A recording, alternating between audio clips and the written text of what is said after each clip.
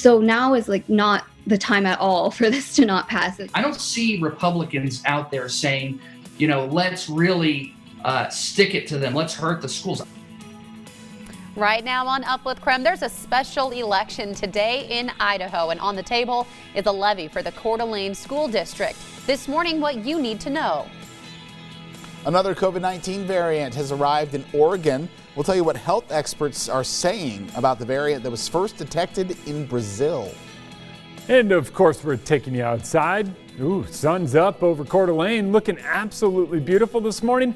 Hard pressed to find any snow. We're talking the odds of more.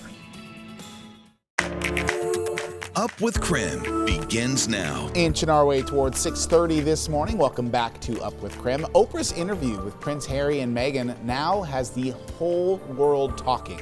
More than 17 million people tuned in for the 2-hour CBS special, Oprah with Meghan and Harry. According to Nielsen, it is now the largest primetime audience for any entertainment special so far this year. The interview was also CBS' most live-streamed event outside of the NFL and specifically Super Bowl Sunday. Oprah with Meghan and Harry is available on CBS.com right now. You can also watch it on the CBS app. And of course, based on those conversations we've heard, Jen, this is not the end of the discussion about this topic. Oh, I hope not, because it's so juicy. Yeah.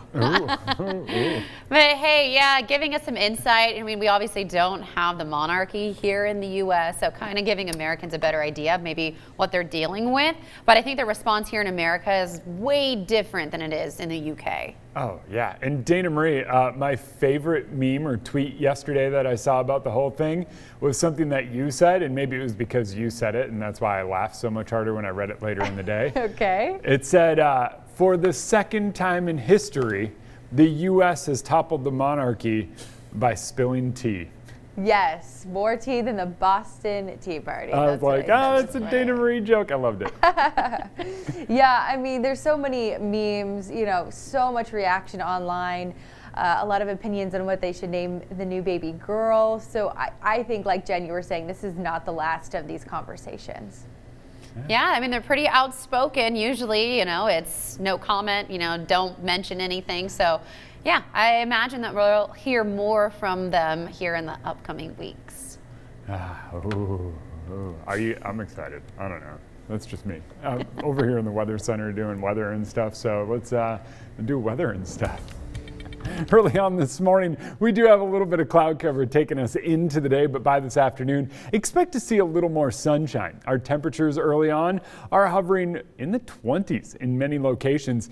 That first hour after the sun rises, always the coldest. Ask anyone who's been out camping. You get up early in the morning and you're like, all right, we're as cold as we're going to get, and then it gets colder and you're going, come on. But anyway, let's keep going with weather. We've got a storm hanging out off the coast. That storm's going to dive down into California, and as it does so, it will play a role in our weather, what we see here in the inland Northwest, despite being so far away. But that distance from the storm is also going to play a role in what we see. We don't have the energy, we don't have the moisture associated with it, so anything we see is going to be light in nature and very scattered or isolated as well. So as we go through the morning, notice there is the chance of seeing a little precipitation. We are seeing some of that come down to our south and east, but that's really not sticking, not doing much to the ground. And tomorrow we get a little bit of a better shot of moisture moving through, and that one still isn't looking overly impressive, but it still could happen as we get into the second half of the day tomorrow. For today, I think we wake up to these clouds that we are currently seeing, and by this afternoon, it's a mix of clouds and sun, maybe an isolated shower in there, but temps back in the upper 40s, close to 50 degrees, which is very normal for this time of year. All right, Jeremy, thank you. I like that. 6:33 now. Well, there's a special election today in Idaho, and today voters will decide on a new levy for the Coeur d'Alene School District. This morning, Nicole Hernandez joins us live from North Idaho to tell us what's included in that levy and how people are reacting. Hi, Nicole. Yeah, good morning, Jen. So I'm live at Fernand Elementary School here right now in North Idaho. And of course, this is one of the schools where people can vote for this levy. So the current levy that is helping fund the Coeur d'Alene Public Schools is set to expire this summer. So the district is asking people to vote to start a new one and get that going so they can continue that funding. Now, the plan here is that the proposed levy would be a lower tax rate than the current one. According to the district, the current levy rate is $1.79 per $1,000 in property value. The new levy would lower it to $1.71. Increased property values and an influx of people moving into the district are part of why the district is able to lower the tax rate. The money from the levy goes towards a wide variety of programs like technology, arts, after-school programs, and teacher salaries. Supporters of the levy say the pandemic has made it even more important, providing services students desperately need like counseling and school nurses. But opponents say the pandemic is actually all the more reason to reject the levy right now. It's 25% of the operating budget.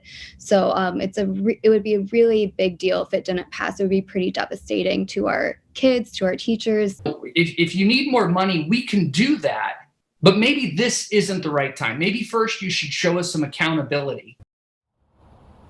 Now, according to the Coeur d'Alene School District, voters have approved the levy every 2 years, all the way since back in 1986. And if you already have gotten an absentee ballot and used that to vote, you're good to go. But unless you've done that, you will have to come down in person to vote in person. And here at Fernand Elementary is one of those places you can do that. Live in Coeur d'Alene, I'm Nicole Hernandez. Nicole, thank you. 6:35 on the dot now. This morning, we're taking a look at the top coronavirus headlines. Here are 3 things to know. First, teachers in all U.S. states are now eligible to receive a vaccine. This applies to all kindergarten through 12th grade teachers, according to the New York Times. President Biden urged states last week to make vaccinating teachers a priority. Well, 2 researchers in Oregon found a new mutation of COVID-19. It is the first of the variant discovered in the U.S. This is from the Oregon Health and Science University. About 1 month ago, researchers found a more contagious and deadlier strain of COVID-19, and then they found a mutation within that variant. Now, it's identified as E484K, or EEK for short. Experts reported the same strain in South Africa, Brazil, and the UK. Why it's being called by some people EEK is that it might allow the virus to have some resistance to antibodies. And, depending on how much resistant, that may make vaccines, less effective at preventing COVID-19. Experts say vaccines are still effective against the virus variants and will prevent severe disease and death. Third, the CDC director is sounding the alarm as more states continue to ease coronavirus restrictions. As case numbers continue to trend downward, health experts are worried about the upcoming spring break as large crowds have started gathering to celebrate in Colorado, Wyoming, Mississippi, and Texas. Some states are putting an end to mask mandates, and next month, a reduced number of spectators can start to attend Major League Baseball games and visit California theme parks. Classic whodunit novel. Coming up after the break, she tells us how the story based in Spokane will keep us turning the pages.